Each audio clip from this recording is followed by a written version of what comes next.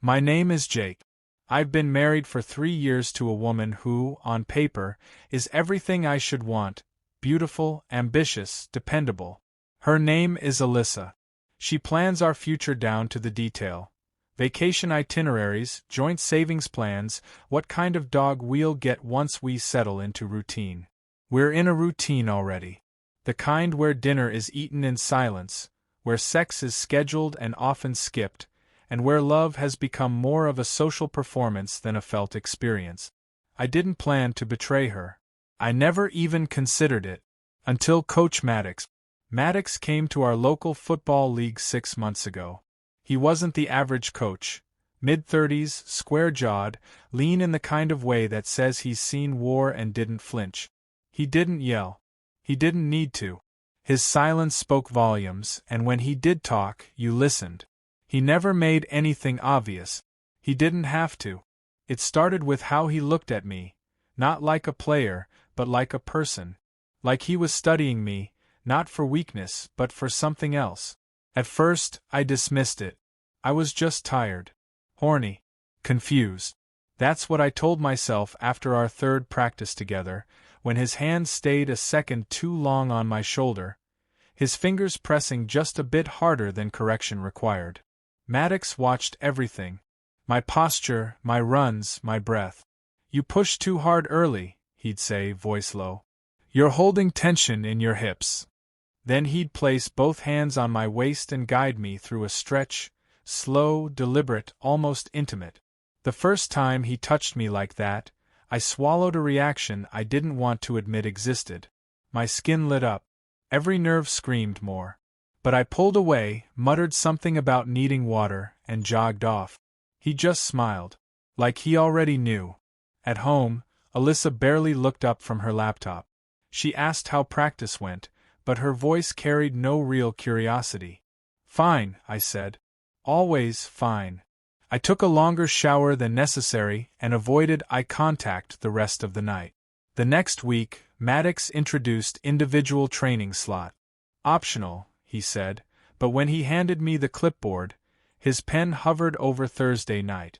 "You free?" he asked. It didn't feel like a question. I nodded.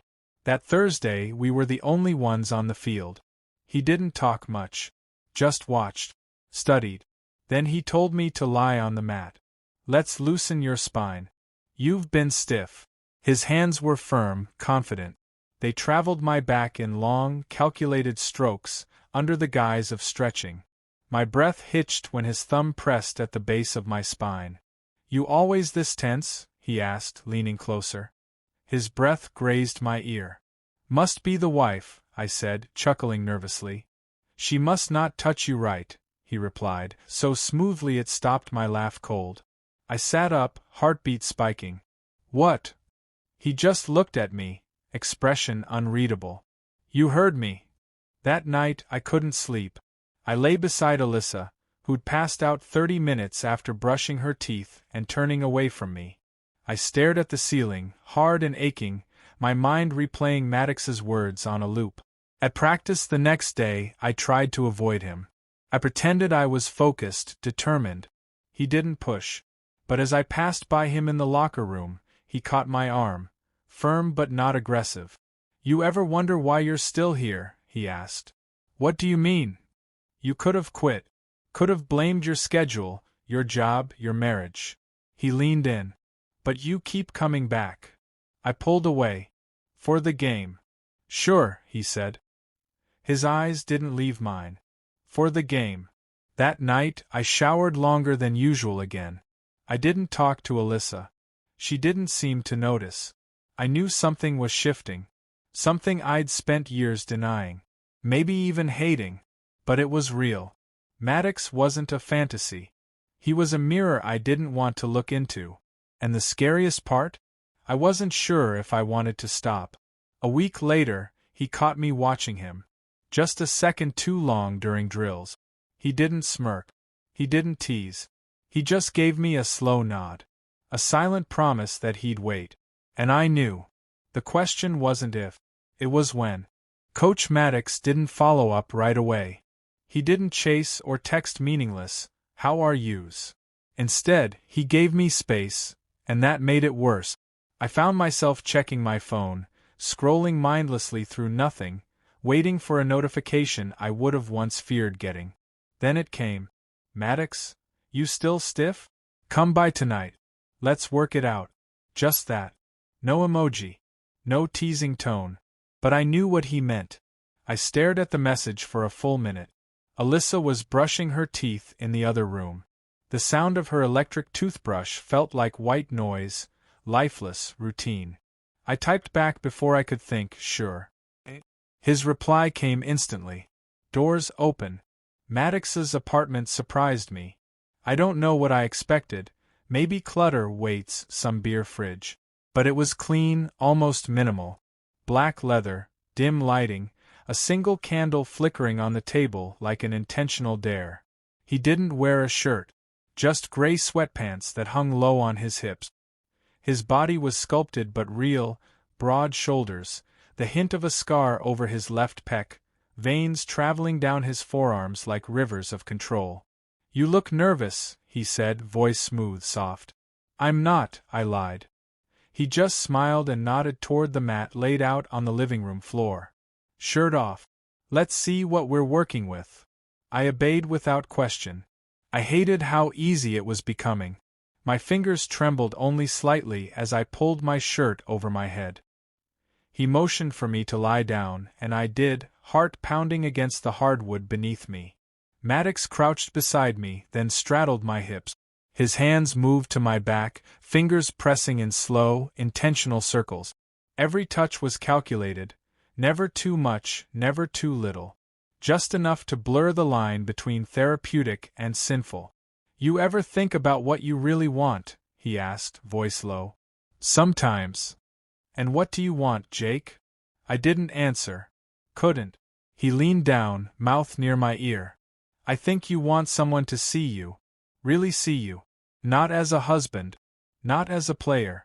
Just a man. I have a wife, I said, barely above a whisper. I'm not asking for your vows. I'm asking for your truth. That did it. I sat up, face inches from his. This is a bad idea. Then stop me. He didn't move. But I didn't stop him. I didn't even try. He leaned in, slowly, giving me every chance to pull away. I didn't. Our lips met in silence. It wasn't fireworks. It was slow, grounded, devastating. Like slipping underwater and realizing you've wanted to drown all along. We broke apart, breathless. I stood, backing away. I can't, I said. You already did, he replied. You came here. You kissed me. This isn't fantasy, Jake. This is choice. I left. Fast. Didn't say goodbye. I walked home under cold air and colder thoughts. The streets felt hollow, the world smaller. I opened the front door quietly and found Alyssa on the couch, asleep in her work clothes. A half-finished glass of wine sat beside her laptop. Netflix menu humming on the screen. She didn't stir when I walked past. I stood in the hallway, watching her, heart sick. Guilt wrapped around my ribs like barbed wire. But beneath it, something darker bloomed, curiosity. What if Maddox was right? The next day at practice, we didn't speak. Not directly. But something had shifted. I felt it in the way his eyes found mine during drills. Felt it in the way he said, "Good work," only to me after a sprint. Afterward, I was the last in the locker room. Deliberate. Maddox walked in as I pulled off my jersey, shirt clinging to sweat. He didn't hesitate. Walked straight up and pinned me with that same stare. "I can stop," he said. "But don't lie to yourself and pretend you want me to." "Why me?" I asked. He smiled, just barely. "Because you're not as straight as you want to be. And because I know how it feels to live a lie." Silence. And then, "I want you to see me," he said. "Really see me. One night. Nothing more." "What do you mean?" I asked. "I mean," he said, stepping back, "I'll be your wife for a night. You come to me. You call the shots. And you leave knowing the truth about yourself." I should have said no. I wanted to say no. But when he left the locker room, all I could think was, when? I told Alyssa I had late practice again. She barely looked up from her screen, just nodded and muttered something about ordering dinner for one. I kissed her cheek, a reflex, nothing more, and walked out the door. It was raining. Just lightly. Enough to cool the air and turn every street lamp into a soft halo. I drove in silence. No music. No distractions. My palms were sweating against the steering wheel. Maddox's place was lit from within, soft, golden light slipping through the blinds. I parked, walked up, and paused at his door. It was already open. Just a crack. Just enough. When I stepped inside, I forgot how to breathe. He wasn't Coach Maddox tonight. He wasn't wearing a whistle, or gym shorts, or anything remotely athletic. Instead, he stood barefoot, wrapped in a dark silk robe that fell open just enough to show the clean line of his chest. A thin chain hung around his neck. Candles flickered along the shelves and countertops, bathing the room in amber glow. Soft music played, something slow, moody, and unapologetically romantic. He smiled, not like a seducer, but like someone welcoming you home. "Hey," he said simply. "Hey," I replied, not moving. He stepped toward me, taking the keys from my hand, placing them gently on the table. "No pressure," he said, voice barely above a whisper. "Just dinner. If that's all you want, that's all it'll be." Dinner was already plated, 2 dishes set on a small, candlelit table. Roasted chicken, something with figs and herbs. Wine. The glasses were already half full, like we were in the middle of something that had always existed. We ate in near silence. Not awkward, intentional. The air was thick with awareness, charged with something electric and unspoken. Every move he made, lifting his fork, tucking his hair behind his ear, licking wine from his lower lip, was artful in its restraint. "You're different tonight," I said finally. "I told you. Tonight I'm yours. Your wife. Just for now. You don't need to pretend." "I'm not," he said, tilting his head. "I'm showing you the version of me you've already been craving." That hit harder than it should have. Because he was right. I didn't just want a man. I wanted this man, this softness, this intimacy, this careful blend of strength and surrender. After dinner, he took my hand, just briefly, and led me to the bedroom. Nothing rushed. Nothing rough. He sat me on the edge of the bed, knelt in front of me, and undid my belt slowly. His hands were steady, eyes never leaving mine. "You're allowed to want this," he whispered. I didn't speak. Words felt too fragile for what was happening. He kissed me again, softer than before. Slower. His mouth explored, savored. It wasn't about dominance. It was about immersion. When he slid the robe from his shoulders, he stood there bare, vulnerable, waiting for permission without asking.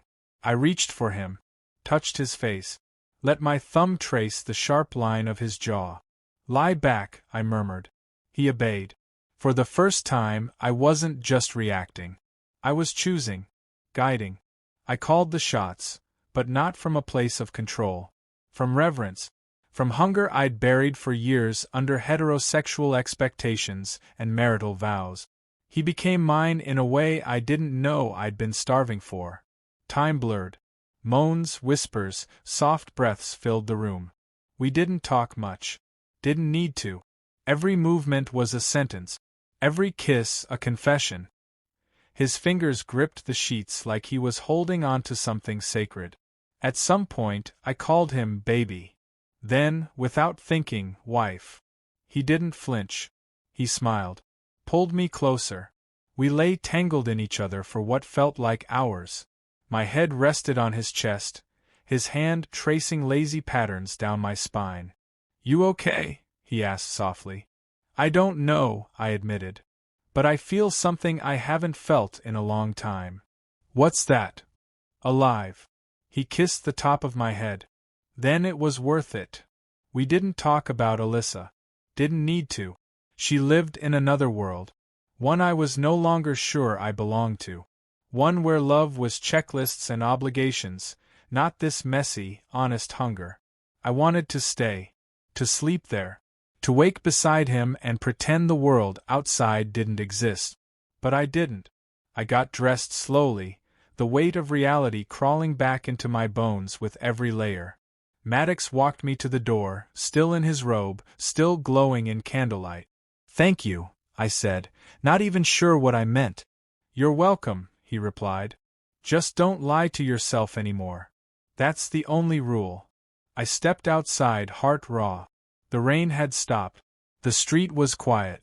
My phone buzzed in my pocket. Alyssa, asking if I wanted her to reheat the leftovers. I didn't answer. The morning after felt like waking up with new skin. Not cleaner, just different.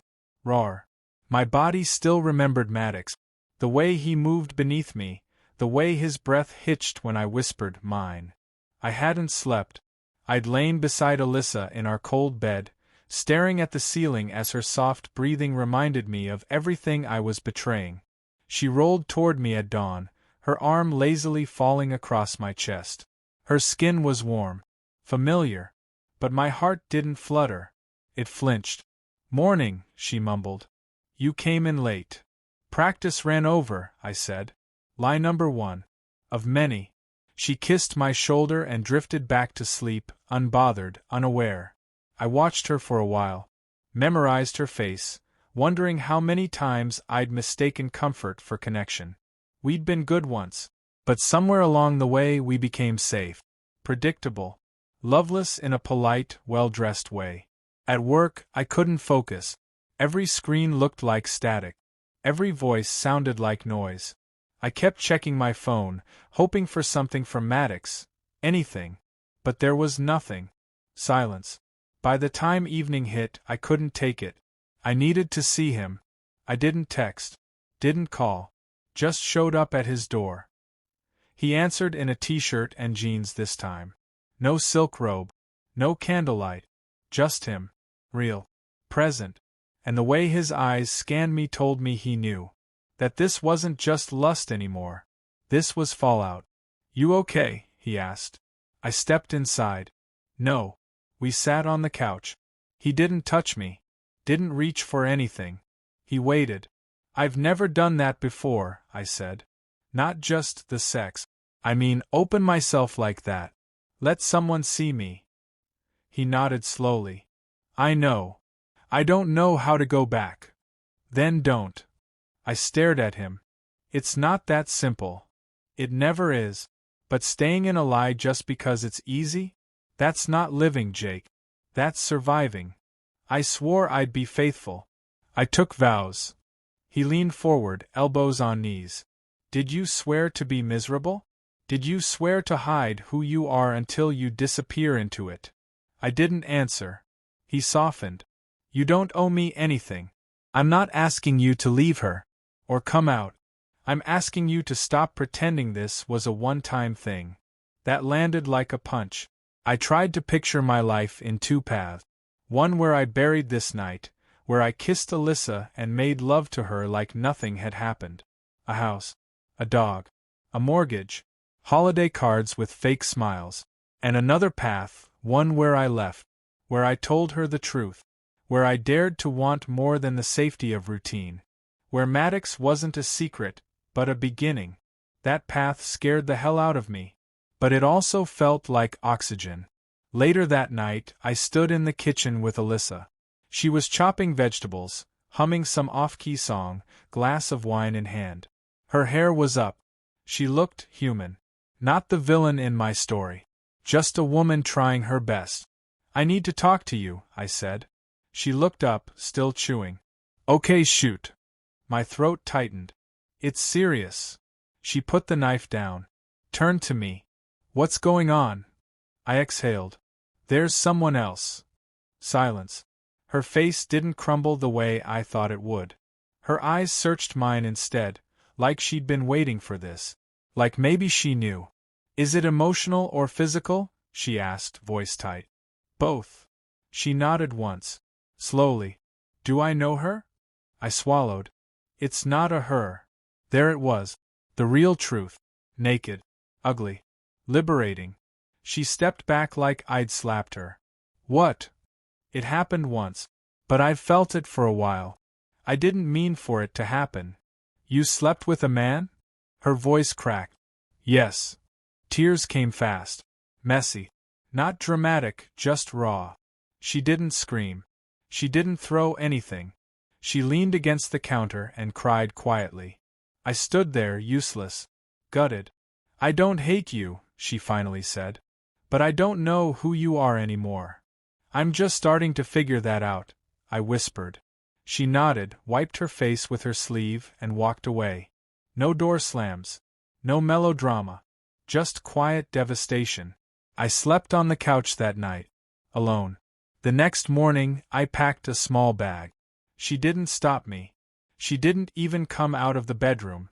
Just silence between us now, honest, painful, necessary. I went back to Maddox's apartment, bag in hand. He opened the door and looked at me like he already knew. You came back, he said. I don't know where else to go. You don't need to know, he said, stepping aside. You just need to stop running. He took my bag, closed the door. This time I stayed. Not because I knew what came next, but because, for the first time, I was finally ready to find out.